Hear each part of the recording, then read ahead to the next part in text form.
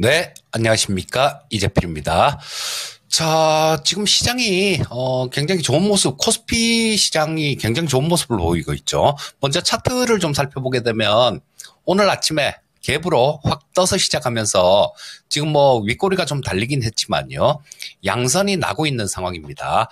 하지만, 지금 우리 시청자님들께서 느끼는 체감 지수는 그렇게 따뜻하지는 않을 수도 있겠다라는 생각이에요. 워낙 한쪽으로 좀 이게 압축이 돼서 이런 모습이 나오죠. 자, 뭐 지금 시장은 AI와 AI가 아닌 종목으로 구분해도 된다라고 뭐 이렇게 얘기할 수 있을 정도로 상당히 좀 그 느끼는 투자자들이 느끼는 괴리율은 큰 상황입니다. 오늘도 지금 선물 시장에서 보시게 되면 외국인들이 1조 5천억 정도 선물 시장에서 순 매수하고 있죠. 어제 7천억 정도 매수를 했으니까 뭐 어제 오늘만 해서도 2조 3천억 정도 선물 시장에서 순매수를 했다라는 얘기예요. 자, 그러면서 지금 대형주 위주로 강세가 나오고 있는데요. 지금 뭐 오늘 시가총액 1위 코스피 시가총액 1위부터 10위까지는 다 플러스입니다. 반면에 여기 보시게 되면 하락 종목 수가 상승이 300개밖에 안 돼요. 하락이 코스피에서 570개입니다. 코스닥 시장은 더 심해요. 560개가 올라오고 980개가 하락합니다. 자, 이 얘기는 시장에서 소외를 받지 않으려면 핵심주 섹터들 그리고 너무 빠른 그런 수익을 얻기 위해서 뭐 지나치게 좀 위쪽으로 올라간 종목들 이런 종목들을 쫓아가게 되면 고생을 한다라는 얘기로 정리할 수 있을 것 같아요. 자, 지금 대형주 쪽이 강세가 나오고 있어서 소외받기가 상당히 쉬운 시장인데요. 뭐 그렇다고 하더라도 절망하실 필요는 없습니다. 자, 보시면 지금 신고가를 지수가 코스피가 돌파하는 모습이 나왔는데 뭐 이렇고 대형주들이 어느 정도 움직이고 난 다음에는 거기에 대한 낙수 효과가 있으니까 뭐 그 다음에는 중소형주 단으로도 좋은 모습 보일 수 있으니까요. 뭐 각자 우리 시청자님들 투자 성향에 따라서 뭐 투자하고 있는 종목은 다르겠지만 그 종목 보유하고 있는 종목이 그렇게 문제가 있는 종목이 아니라면 일단 지금은 좀 차분하게 기다려 보시는 것도 좋은 전략이다. 이렇게 말씀드릴 수 있겠습니다. 자, 섹터로 좀 넘어가 볼게요. 자, 섹터를 좀 보게 되면 오늘 처음에 볼 섹터는 반도체 섹터입니다. 여러분들 아까 제가 좀 말씀드린 게 AI하고 AA가 아닌 그 섹터 이렇게도 구분할 수 있겠다라는 말씀을 드렸는데 AI라는 게 뭡니까? 이 AI라는 거는 자, 뭐 그렇게 크게 복잡하고 어렵게 생각하실 필요 없습니다. 이거 이 반도체는 사람의 두뇌 역할, 이 뇌 역할을 하는 거라고 보시면 될 거고요. 자, 그다음 반도체하고 소프트웨어. 자, 소프트웨어하고 반도체 플러스 소프트웨어 플러스 데이터라고 보시면 됩니다. 자, 그래서 이것들이 한꺼번에 뭉쳐져 있는 그런 큰 덩어리다 이렇게 생각하셔도 무방할 것 같아요. 자, 그러면 이 AI에 대한 부분들은 답이 나온 거죠. 그 중심에는 반도체가 있는 겁니다. 그리고 삼성전자의 경우는 그렇게 보시면 될 것 같아요. 지금 뭐 오늘 위에서 아침에 좀 크게 올랐다가 좀 윗꼬리를 길게 달고 음선이 나고 있는데요. 자, 이걸 여기서 뭐 팔아야 되느냐? 그렇지 않을 겁니다. 자, 제가 전에 이때 좀 급락했을 때, 좀 많이 하락했을 때, 이때가 엔비디아의 퀄 테스트가 통과를 못했다 이런 얘기들 로이터 쪽에서 나오면서 어려운 모습이 나왔죠. 이 가격은요. 이 삼성전자가 모든 악재를 다 반영한 가격이다라는 말씀을 드렸고 삼성전자의 경우에는 엔비디아에서 젠슨 황이 직접 언급을 했습니다. 삼성전자 콜 테스트 통과 실패한 거 아니다. 지금 테스트 중이다. 이런 얘기를 젠슨 황이 직접 얘기를 했어요. 자, 이 얘기는 뭡니까? 젠슨 황도 SK 하이닉스 하나가 이렇게 하나만 끌고 가기는 상당히 부담스럽다라는 거예요. 자, 그러면 젠슨 황이 얘기한 부분들도 있으니까 삼성전자가 엔비디아에 납품하는 거 이 부분은 그렇게 크게 많이 오래 남아있지는 않다라고 보셔야 됩니다. 자, 그거 뭐 안 된다고 쳐요. 안 되지는 않겠지만 된다고 보지만 안 된다라고 쳐도 지금 현재 시가총액이 삼성전자가 481조 정도 되는 수준입니다. 실적 한번 볼게요. 자, 이때 2021년도 실적이 영업이익 기준으로 한 51조 6천억 정도가 나왔습니다. 자, 근데 올해 예상치는 40조 정도 되는 수준이니까 저거보다 작죠. 하지만 내년도 예상치를 보게 되면 저쪽보다 2021년도보다 훨씬 큽니다. 자, 훨씬 크기 때문에 그렇다면 이 삼성전자가 이 전고점 2021년도에 기록했던 96,800원이네요. 이 고점을 돌파하지 못할 것이냐? 아니겠죠. 당연히 돌파가 될 겁니다. 그래서 이 삼성전자 같은 경우는 우리 은행에도 넣어놓는데 이 삼성전자 같은 종목 왜 못 들고 갑니까? 못 들고 갈 이유가 없으니까요. 삼성전자는 꼭 이렇게 급하게 올랐을 때 추격 매수 하는 거, 그런 건 저는 되게 싫어하니까요. 자, 이렇게 조정받는 구간들 나오면 계속 좀 담아놓고, 그러고 있다 보면 어느 순간에 10만 전자 이상, 10만 원 이상 가는 모습을 보여줄 겁니다. 삼성전자 지금 매도할 이유 없으니까요. 꼭 좀 들고 가시기 바라겠습니다. 자, 다음 섹터는 방산 쪽도 하나 보겠습니다. 자, 이 방산 쪽에서 좋은 뉴스들이 많죠. 그리고 지금 두 개의 전쟁이 진행되면서 지구촌은 군비 경쟁 중입니다. 러시아가 우크라이나 공격하기 전에는 거의 상상하기 어려운 수준이었잖아요. 기껏해야 아프가니스탄 전쟁들 이런 것들 조막조막한 전쟁들밖에 없었는데 실제로 유럽 국가들, 특히 동유럽 국가들 같은 경우는 굉장히 두려울 겁니다. 야, 러시아가 저렇게 때리네, 우크라이나를. 그러면 나중에 우리는 때리지 말라는 보장이 있냐? 없다라는 거예요. 그리고 그런 걸 직접 봤으니까 이제는 자주국방, 지금까지 평화로운 시기가 수십 년간 지속되면서 유럽 쪽 같은 경우는 방산 쪽에 투자를 안 했습니다. 그렇기 때문에 생산시설도 제대로 없고요. 지금 요즘 들어서 우리나라 견제하느라고 프랑스 마크롱 대통령을 중심으로 해갖고 그런 기류도 좀 나오지만 아직까지 그 생산시설 확충하고 그러려면 오래 걸릴 겁니다. 그리고 지금 미국 무기나 독일도 마찬가지죠. 독일 무기나 마찬가지로 주문을 하면요. 야, 짧은 게 1년 6개월에서 2년, 긴 거는 4, 5년 정도 기다려야 무기를 받을 수 있는 수준입니다. 자, 그러면 지금 당장 안보에 불안을 느끼는데 우리나라 방산 같은데 이런 데다가 좀 신경을 쓸 수밖에 없어요. 자, 말씀드릴 종목은 LIG 넥스원인데요. 상당히 좋았죠. 그리고 이 LIG 넥스원 같은 경우는 작년부터도 꾸준히 말씀드렸었던 그런 종목인데요. 작년 여름에 이렇게 말씀 많이 드렸을 때, 물론 재작년부터 우크라이나 전쟁 나면서부터 말씀드렸는데 그때 매수하신 분들은 훨씬 더 수익이 클 거고요. 작년 여름에 말씀드렸을 때 그때 매수하신 분들은 지금 3배 수익이 나 있습니다. 그리고 작년 가을에서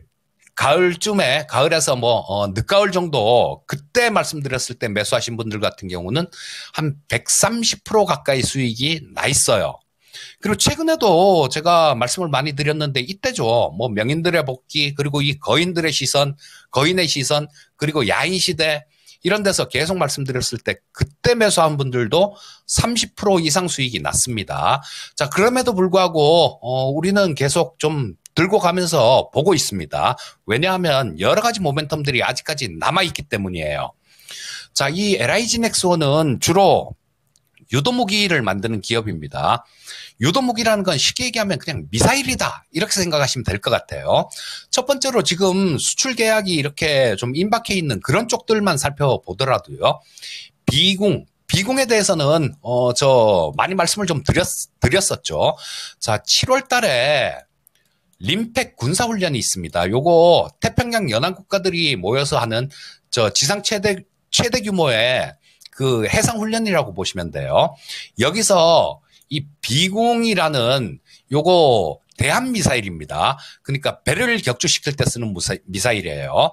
자, 이 비공을 실사격을 할 겁니다. 근데 이 비공은 벌써 미국 쪽에서 검토를 끝낸 그런 무기체계입니다. 7월 달에 실사격을 해보고 이상 없으면 수출이 될 가능성이 굉장히 높다라는 거예요. 그러면 우리나라 무기 체계로는 처음으로 미국 수출길이 열린다라는 겁니다. 미국 수출이 열린다라는 거는 전 세계적으로 이 무기는 정말 좋은 무기야라는 거를 그냥 도장을 꽝 찍어주는 거예요. 그게 7월 달에 있을 겁니다. 지금 아직 6월 달이잖아요. 기간이 좀 남았으니까 지금 매도할 이유는 사실상 없는 거죠. 그래서 좀 지켜보고 있는 중이고요. 이 비공에 대한 부분들이 있다라면 그거보다 또 다른 무기 체계들 신궁이라는 무기 체계도 있어요. 이 신궁은 뭐냐면 천궁도 지대공 미사일이고 신궁도 지대공 미사일인데요. 이 신궁은 보병들이 들고 다니는 겁니다. 그 뭐 전투기 같은 거 이런 거 격추는 못 하겠죠. 대신 헬기 같은 것들 이런 거 보병들이 들고 다니면서 격추를 하는 그런 미사일인데요. 지금 국방장관이 루마니아하고 폴란드 지금 순방하고 있는 중이죠. 여기서 루마니아 쪽에서 이 신궁에 대해서 굉장히 관심을 많이 갖고 있어요. 자, 그렇다면 이 신궁도 수출길이 열릴 수 있다라는 얘기입니다. 또 하나 해공이라는 유도 미사일도 있어요. 자, 요거는 함대공 미사일입니다. 배에서 위에 날아오는 저 전투기나 뭐 이런 것들을 격추하는 용도로 쓰는 미사일이에요. 자, 우리 굉장히 조금 지정학적 리스크가 높은 지역이 이 말레이시아가 또 저 인도네시아하고 굉장히 양수기죠. 우리 일본하고 우리하고 비슷한 그런 관계였다 그래요. 자, 근데 이 말레이시아가 해공이라는 함대공 미사일에 관심을 많이 갖고 있다라는 소식이 있었습니다. 자, 그러면 해공 수출길도 향후 열릴 수 있어요. 그리고 천궁도 있죠. 이 천궁은 여러 차례 우리 시청자님들께서도 좀 알고 있는 그런 무기체계일 겁니다. 뭐 지금 그 UAE하고 사우디아라비아 이런 쪽에다가 뭐 4조 이상씩 이렇게 수출한 그런 무기이기도 합니다. 이동식 트럭 같은 데서 쏘는 그런 무기죠. 자, 근데 이 천궁은 또 이라크 쪽에서 지대한 관심을 갖고 있어요. 자, 그럼 이 천궁 같은 경우는 뭐 수출하면 뭐 3조, 4조 이 정도 수준입니다. 굉장히 큰 규모의 수출이 될 걸로 그렇게 예상되고 있고요. 이런 부분들이 계속 지금 앞으로 남아있는 부분이에요. 수출 계약이 딱 체결돼서 이 무기를 수출한다라는 그런 게 아니라 체결되기 전이라는 겁니다. 그러면 아직까지도 그냥 재료들이 그대로 살아있는 상황이에요. 자, 이거 작년에 여름에 3배 이상 났는데도 그냥 보유하고 있고, 작년 가을에 매수한 거 그거 한 130% 수익 났는데도 그냥 보유하고 있습니다. 이번에 최근 들어서 매수한 것도 마찬가지로 그냥 보유하고 있어요. 자, 우리 시청자님들께서도 LIG 넥스1 같은 경우는 굉장히 집요하게 제가 많이 공부를 해서 그 전에 재료 나오기 전에 다 좀 말씀을 굉장히 많이 드렸던 부분이에요. 자, 그러니까 우리 시청자님들께서도 보유하고 계신 분들이라면 좀 수익률 극대화를 노려볼 만한 종목이다. 요렇게 말씀드릴 수 있겠습니다. 자, 또 한 가지 섹터를 더 볼게요. 자, 또 하나는 제약바이오 섹터를 좀 봐야 될 것 같은데, 왜냐하면 제가 올해 봄부터 그런 말씀을 드렸죠. 앨런 장관에 대한 말씀을 드렸습니다. 앨런 장관이 좀 이상한 말씀을 하신다고 그런 얘기도 해드렸는데요. 뭐 금리가 높아서 물가가 안 떨어진다 이런 말씀도 하고요.